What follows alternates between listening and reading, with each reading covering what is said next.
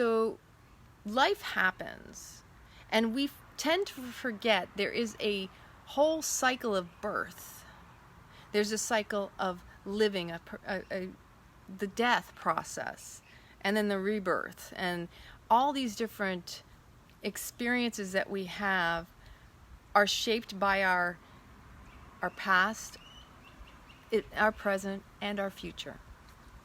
Now, they're all technically kind of like in the same realm, but we only see what we see. We only know what we know.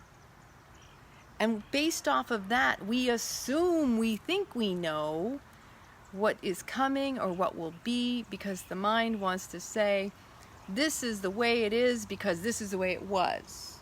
And this is the way I perceive things as they are. All of that is clouded by our preconceived beliefs, opinions, again, our experiences, our attachments to what we want and how we want them.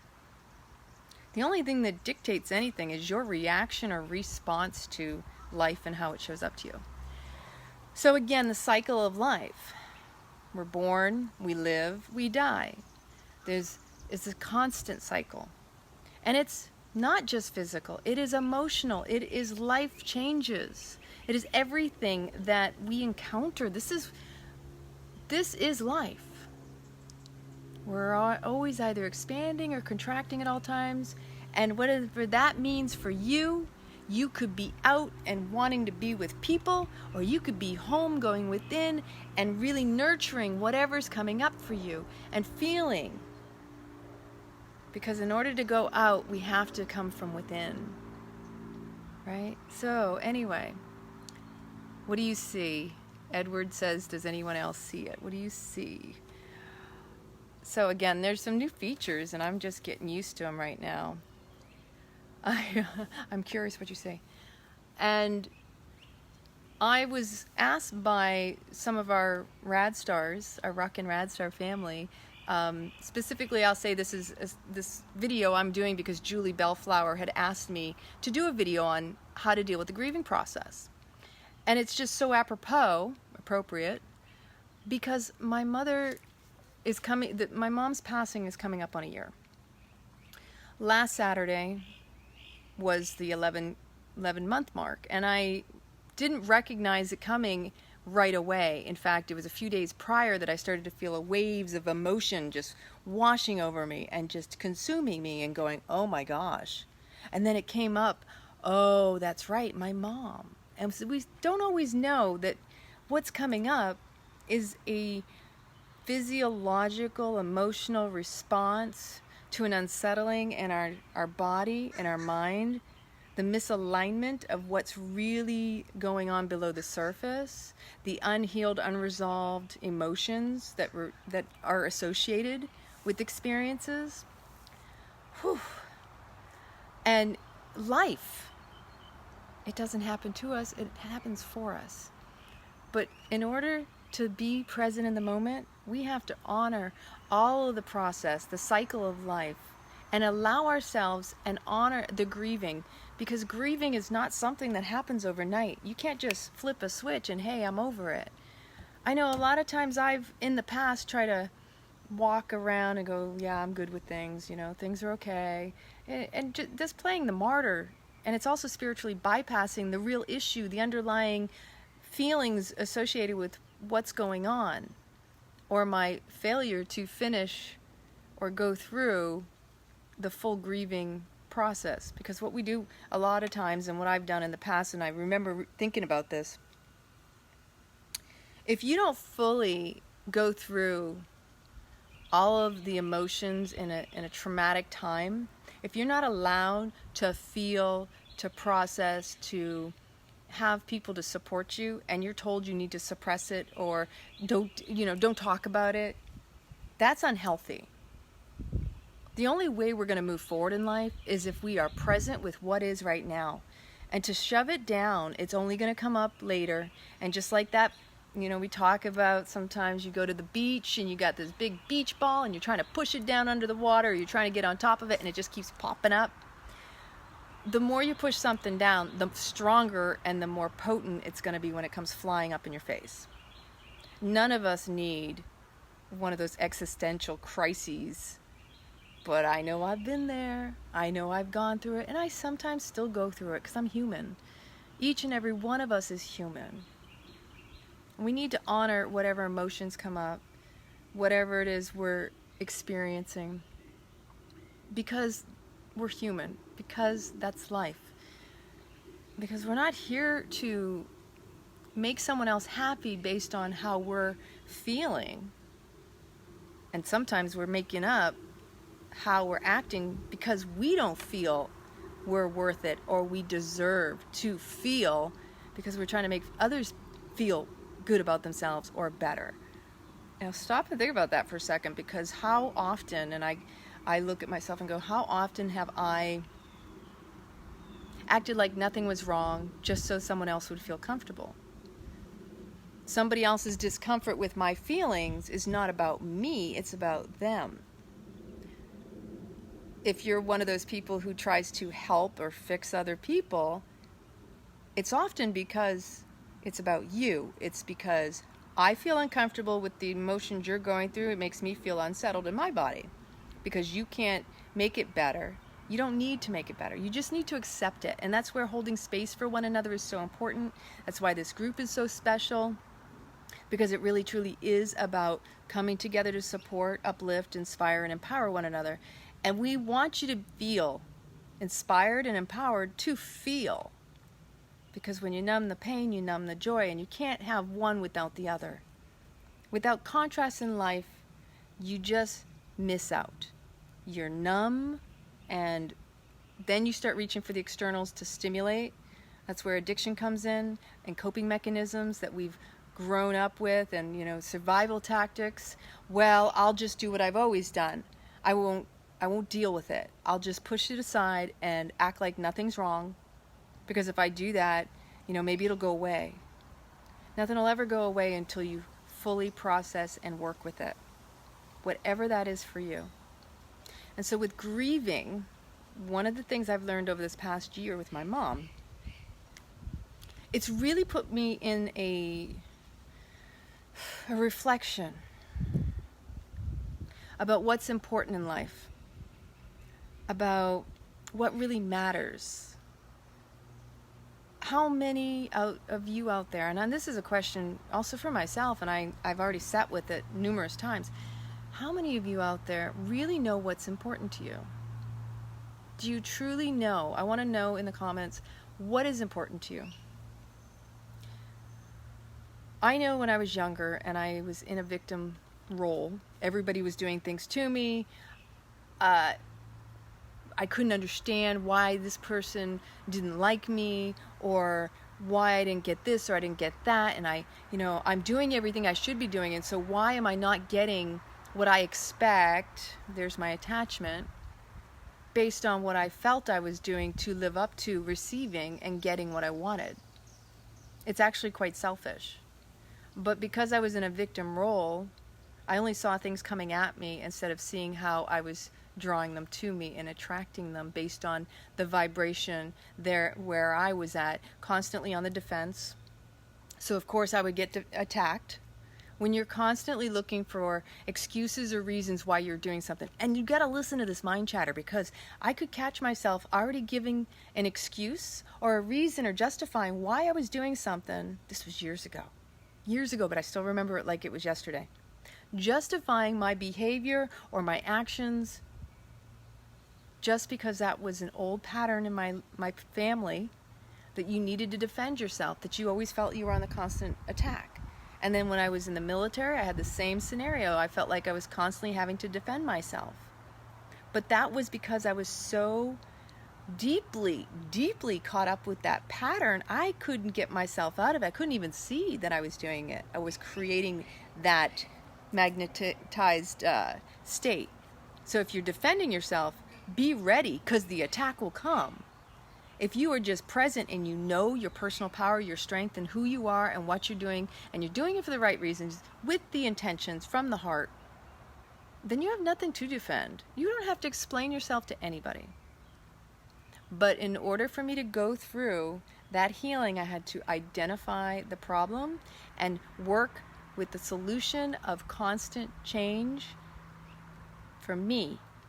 And it didn't happen overnight. But just like death, it required a grieving process. People in my life dropped off like flies. New people came in to replace them that were more supportive, and I didn't feel like I had to defend myself. They accepted me for who I was and how I was. And instead of being told you're too intense, I started to learn to soften. And even today, I've had conversations about how people will still find you intense because it's an aspect in themselves they dislike. And there's a lot of people don't want to be confronted. So it's, again, like grieving. I don't want to deal with it. If I have to be confronted with it, then it's an attack, and therefore I have to defend myself. Confrontation is just dealing with something right on as it is. But it's really easy to turn around and not want that confrontation because of the fear of rejection and abandonment. But as I've gotten more attuned to my own behaviors and patterns, I've also noticed there is a balance between it being intense and in your face and softening and using loving language to relay messages and communicate with other people. But again, grieving, it has a whole myriad of emotions, experiences, how it influences your life, your daily activities. Losing my mother last year, it made me have to sit with what is important, like I said. And so going back over this pattern, my old pattern was I wanted to be right. I didn't know that you didn't have to be right to be happy, because my ego, my mind was so strong, my will, that if I was right, that meant I would be happy in my mind. And I want to know, how many of y'all out there also do that? Does your mind want to be right and think it's happy as a result? Most of the times when I've been right and it was a real ego trip, it typically meant at someone else's expense. It was unhealthy. It didn't serve. People got hurt with words or actions and behaviors. But it really boils down to prioritizing your life and knowing what is important. The biggest one for me is I've wanted to spend more time with my father as a result, because my father is the last living parent I have left. And without my dad, I don't know, what's next. It's a scary thing. Life is short, and you want the people you love to be there in your life, and you can't guarantee they're going to be there from one next day to the next. So with my father, he's here, and I try to spend as much time with him as I can, because I didn't get a chance to see my mom.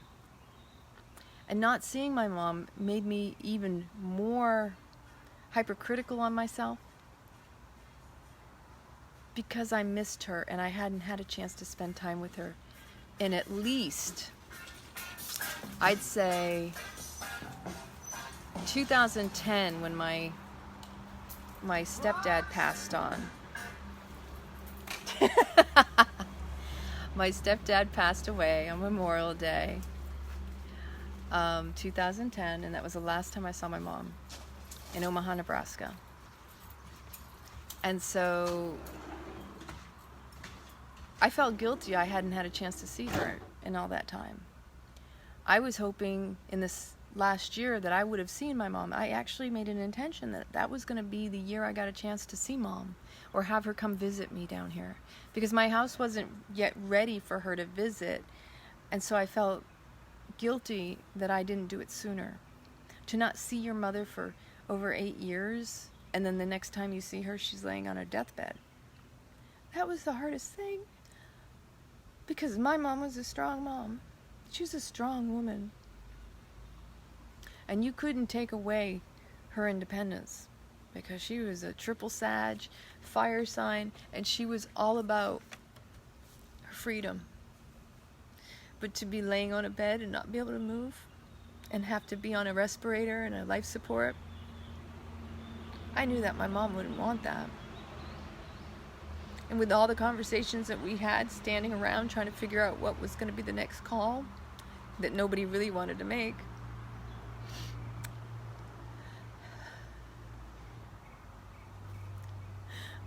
it came to me, it was obvious that my mom, no matter whether we kept her on life support or not, my mom was going to make that last choice. She was going to decide when she was going to leave and how she was going to leave. And within 18 minutes of the life support being taken off, she was gone. And I'm grateful I got to be with her then. So grieving isn't something that happens overnight, and even just talking about it can help heal. But talking about it now feels like I'm there again, and I admit that, because I wish she was here right now. She was like my best friend. She was always there for me when I needed her. She was the first one to call me the night before my birthday and sing to me. Whenever I'd have a breakup or problems in relationships, she was the first person I would turn to and call, because she would just listen. And I knew I was being heard. So I didn't have to worry about judgment. Of course she'd be loyal, and if a man did something to me, my mom's not somebody you want to cross. But she would be willing to just be a sounding board, and that was the most important thing I could ever have from her. And then she would repeat things back to me for perspective, and have me repeat things that I would say. Because talking things out is how you work through challenges and traumas and whatever in life that comes at you or for you.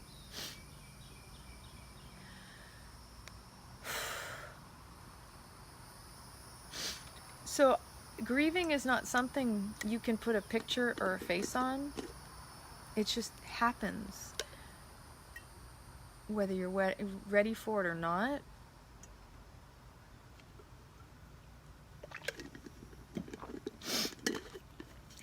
Thank you, Carl. Thank you, Amanda. Thank you. One of the most important things I've learned, and because I have tried to hold back a lot of my emotions during this past year, if you feel like you gotta scream, if you feel like you gotta cry, if you feel like you gotta punch something, you gotta walk it out, you gotta move your body, because emotions, right? Energy needs to stay in motion. You need to do what you need to do for you. And don't worry about what you look like or care what other people think.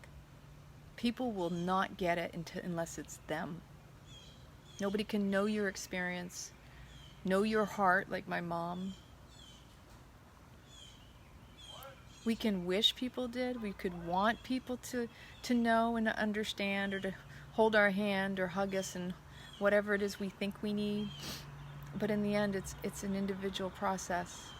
It's something that it requires time, it requires patience, compassion, all for which it has to be for yourself. You've got to listen within and ask, what do I need now in this moment? What do I need to do to feel safe? Because there's an inner child that doesn't feel safe if you feel you have to act a certain way or push down emotions that are arising for you. Life is going to continue to happen with or without your permission. It is going to continue to happen for you, against you, with you, without you. It's just all part of the cycles. And the most important thing is the grieving process can be present in the moment. And you can relive whatever it is you feel you need to relive.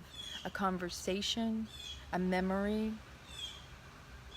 laughter, tears. You got to shake it up. You got to feel it out. All of it. It's a physiological thing, especially when it's someone so dear and so close to you. We've had a lot of Rock and Rad Star members that have lost partners and family and friends I've seen your posts. I know it's not an easy process because I'm right there with you. Many of us have lost our mothers very unexpectedly. And I tell you what, I have to remind myself I'm human.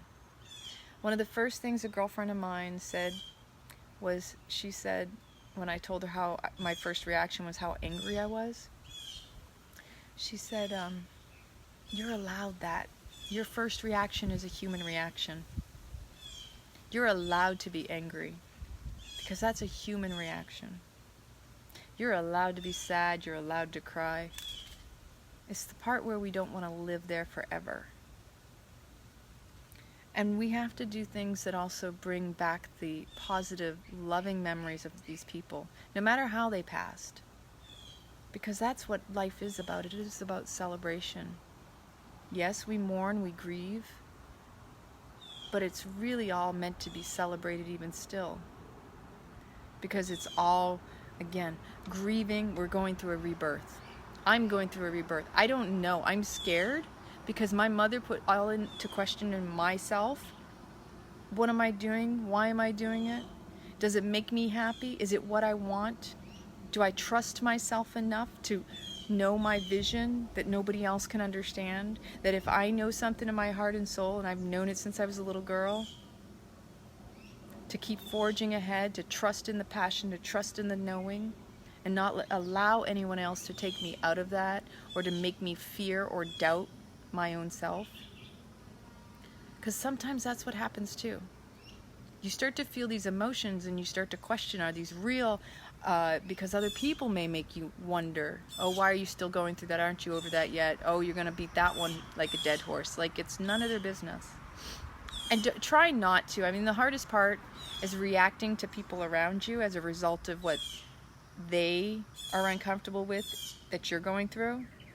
Remember that when you're grieving, and I know sometimes the people around you don't make it any easier, whether it's friends or family. Maybe they make it even more difficult, and it's harder to go through that process.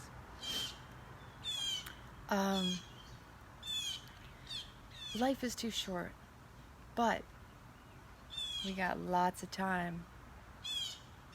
We got lots of time. And the time that matters most is this time right now. This is the present. This is the gift. That even though my mom is not physically here, and I will continue to grieve and keep her memories sacred, and I think a memory might pop in here shortly. And her smile. Remember the things that bring you joy. When you're grieving, again, you're going to go through those waves of emotion. But the more you can smile and celebrate the individual and honor yourself where you're at, the more it's going to remind you why you're living your life and what's so important. My mom had a lot of anger. My mom had a lot of grief. And she never fully processed it, which made a lot of sense for having a lot of lung and heart issues, to have COPD and asthma, and then on top of which she had a traumatic brain injury, TBI. And she would say to me on the phone sometimes, and our family, we speak rather fast. I speak extremely fast if I'm on a tangent or talking about something I'm really passionate about sometimes. And she would remind me, Lana, you need to slow down my brain. What she was saying was that she couldn't keep up, and she would get very frustrated because traumatic brain injuries also, you feel restricted and limited. I almost want to say, if I were to feel it like my mom would relay it to me, it would be more like when you're in your skin and you can't express yourself, and you're like, you can't speak. You're like catatonic without the ability to express what's really going on within. Because there's some sort of a little bit of a block in the brain that's keeping that communication locked. But everything can be healed. Even a traumatic brain injury. If you so desire, you can heal. It just takes patience and time and compassion. Because even in those cases where maybe you've had an accident or an injury, you didn't die, but now your life has changed. And so that's another grieving process. And now you have to adjust to the changes, that you can no longer be the person you were before that happened. Just like when someone passes, or when a traumatic event occurs, whether it's emotional, physical, or an actual passing. All of it requires your attention so that you can move forward, living day by day in the present. That's how you create the future, is living here and now. And that no matter how difficult it may feel, this too shall pass. Everything moves on, everything evolves, everything grows, and then everything dies. And so this was just something I really wanted to share. It's a lot more, scared, fearful of what's next. I feel like I'm going through my own metamorphosis as a result, because ironically, my mom passing is all about butterflies. And not knowing what that's going to look like or how it's going to evolve. And I can tell you, I will definitely be doing Kundalini Yoga, because that's what's carried me through all of this. If it wasn't for my daily practice, when I was in Omaha, I would have lost my mind with the inner communications between me and my sisters, and the things that we were having to handle and deal with, the stresses, the frustrations. I'm very much more compassionate for other people. And then sometimes I get frustrated because I don't feel like I get that reciprocated. But then that's also in my awareness. And because I understand that when you are the more aware person, if you're more elevated in consciousness, you have a moral obligation to show up and set a standard and not drop down into tit for tat and martyrdom and, oh, woe is me, look at this, I'm doing all that, and nobody else is giving me credit. No, that's dropping back down in vibration. That goes into an area that you don't want to digress. You don't want to go into old patterns and beliefs. It's the hardest thing you can do, is to step up and to be the higher person and say, you know what? I know my pattern used to be that I would get upset at this, and I'd attack and I'd defend myself and point out all the things that I'm doing that they're not doing, and they're not showing up, and complain about what they're not doing and what they should be doing. But when you have that awareness, that is your cue to step up your game, to be socially, morally, and emotionally regulated and responsible for your actions, words, and deeds. Again, I'm human. I still have emotions, and I still react sometimes, and I still get upset. And again, we have to come back to breathing, because that's the first thing you need to do, is reset, refresh, reoxygenate, drink some water. These are the simple things, okay? Here are some simple tools, no matter what you're going through. If you're feeling despair, like you don't think your life can go on, and I've had those, especially in this past year. This has just been the most challenging year of my life. We're 70% water. Drink water. It could be something as simple as you being thirsty. If you notice your emotions get out of whack, halt. Am I hungry? Am I angry? Am I lonely? Am I tired? Is it the temperature? Is it time management? It's really easy to just go into the pattern, but the more you take it back to the breath, again, if you've ever watched any of my older videos especially, breathing is the most important thing that you can take control of, because when you master your mind, when you master your breath, you master your mind, and you can master your life.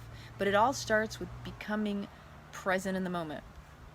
If you notice a shift in your emotions and your physiology, that's when you need to come to the center and just breathe into it and just go, what is this trying to tell me about myself? What can I learn in this moment about me? What is it my inner child needs from me to feel safe so that I'm not losing my stuff, right? Because there's an opportunity and there's a blessing in every moment. Just we're too often caught up in what's going on in the past and what's going to happen in the future to be present. We want answers, we want them now, but we're rarely able to be present with what is. So breathing into those spaces, any areas of discomfort in your mind, body, or soul, and then really paying attention to what your thoughts are. What are your thoughts doing? What are they, fixated on? Because where attention goes, energy grows. And if your thoughts are continually negative, looking for things to attack or looking for things to defend, that is what you create. I was a negative Nancy. I could find everything wrong. But I also have a strong, my gift is all of the 10 bodies. But as far as noticing things around me, I have a tendency to see things that I can correct with this, something simple, and I usually will just do it. But the past, it was easier, pointing something out instead of doing anything about it. It's like when you hear these stories about people walking down the street and they see trash in the ground, they go, "Oh, that's horrible. Look at that trash in the ground." They don't pick it up. Are you part of the problem or part of the solution? We are our own problems and solutions at the same time. And again, that is an opportunity. So when we're being a problem, we can solve our problem. How crazy is that it's so simple, but we make it so difficult? I was having a conversation this morning. A girlfriend of mine called me up, and we were discussing feelings. And I said, and while I was saying it, I actually glimpsed a beautiful gift in what I said, because I had never said this before. It's really easy to say, this is how I feel. When we're speaking to friends, I feel unworthy, I don't feel good enough, I just feel like shit. How about that? And as a result, you're thinking you're feeling it, but it's not you feeling it, it's you thinking it. What you're feeling isn't that. What you're feeling in your physiological body, your system, is that doesn't resonate, that's untrue. And your body's saying, no. Your soul is screaming, heck no. Because your mind it's antagonizing, first off, because the mind tends to do that. It antagonizes, it tries to keep busy, it tries to act like it's acting in your best interest. What your mind is creating is your body's discomfort because it knows better. See, the body, the heart and soul, it knows so much more than the mind. And it doesn't the body doesn't get the recognition from the mind like the mind gets it from the body. So if you are feeling discomfort in your body, I want you to consider, this is a new trick, a new way of dealing with your emotions and dealing with things. If you feel discomfort in your body, I want you to question, is it possible the thoughts in my mind are untrue and that my body is trying to tell me that's the case? Because it's not an emotion in the mind. It's a creation in the mind that reacts in the body as a physiological response. And it's typically, you are a litmus test and you could do the whole kinesiology and your body will tell you that's untrue. But the mind will try to convince you otherwise, right? I can say this for a given fact. I know it for myself. I have plenty of chronic pain I've been dealing with, and I've been working on healing it mentally, emotionally, and physically in all the ways that I show up in life. I know my body is healthy. My mind will tell me all sorts of stories about, I really wish my ass was the way it was about 5 years ago, or just, a week ago. I don't know what's going on. I'm getting older. My stomach, and I can't eat the foods I used to love, and when I go down the street and I'm smelling something, and there's all sorts of things that your mind will go crazy on. But don't let it take you out of your peace. And try to reconsider the reason you feel what you think is because it's untrue. What you feel in your body is what you think. is really telling you it's untrue. That the truth is your body's saying, no, that doesn't feel good in us. We don't believe it. And that's how energy gets lodged in you, and how you have discomfort and pain and tightness and stiffness, is because you get so fixated on the thought of what the feeling is that you don't actually pay attention to feeling. And that's why I try to tell people you gotta feel it to heal it. If you're unwilling to sit with what is, then you're gonna suffer with what you think it is. And they're usually contrary. Hence the reason I just said.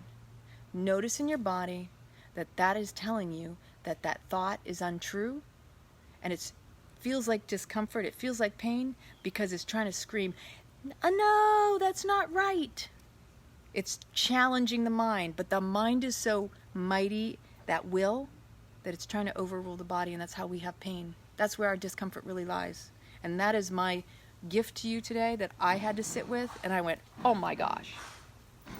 And there's a ninja with, can you see this ninja behind me? He's got red heart sunglasses on. He's got music rocking. Buddy, I know, I'm gonna mess up the words. Hubba hubba.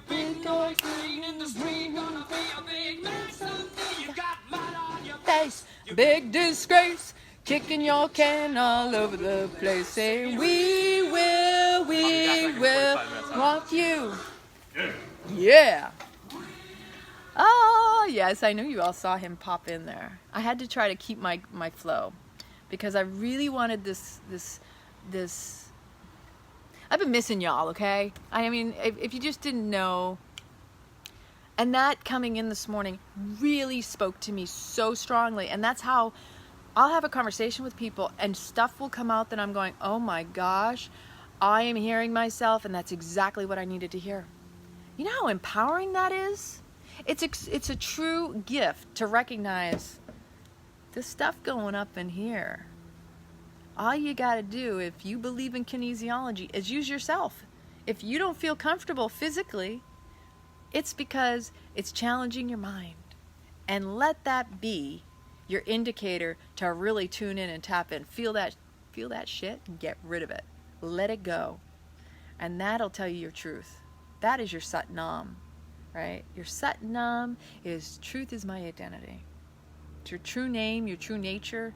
It's who you are.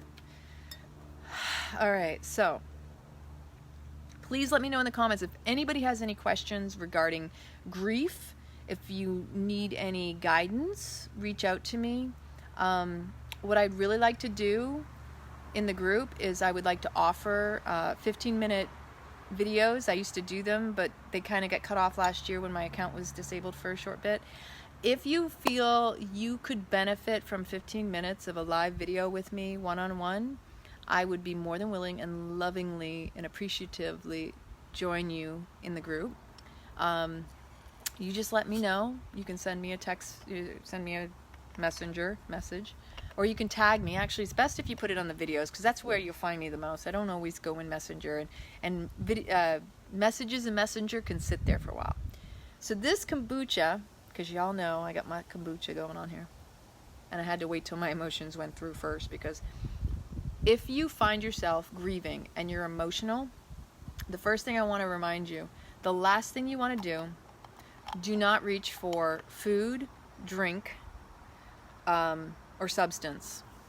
The most important thing you can do if you are grieving is to keep present. That's always the hardest.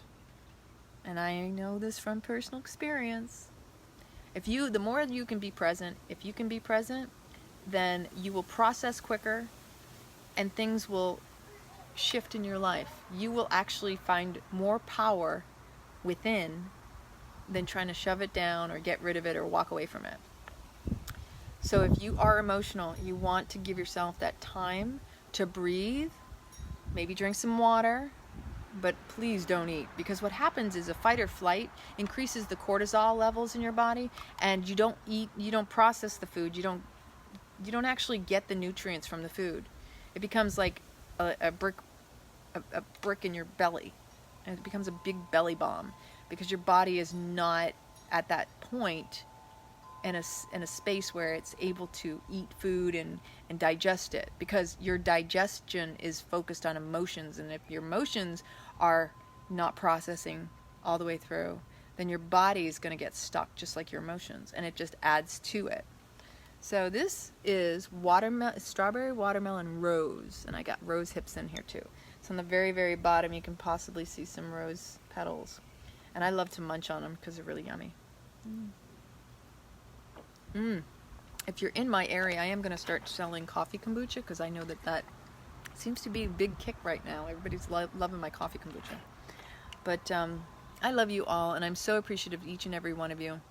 Again, if you have something specific you would like me to do a video on, I would love to just take your suggestion and go for it.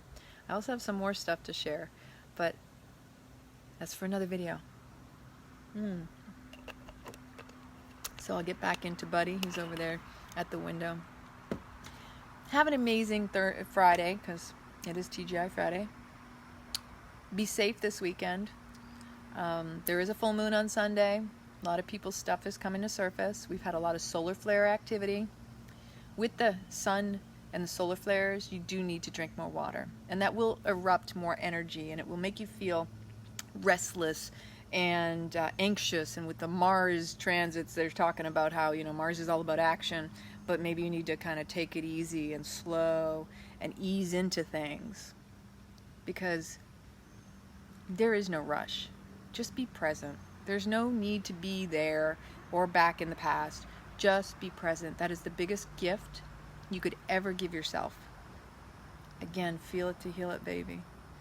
If you notice an emotion is showing itself, you're probably feeling it in your body, and it's something to indicate the mind, right? All right. So, have an amazing day. I love you very much. Mwah.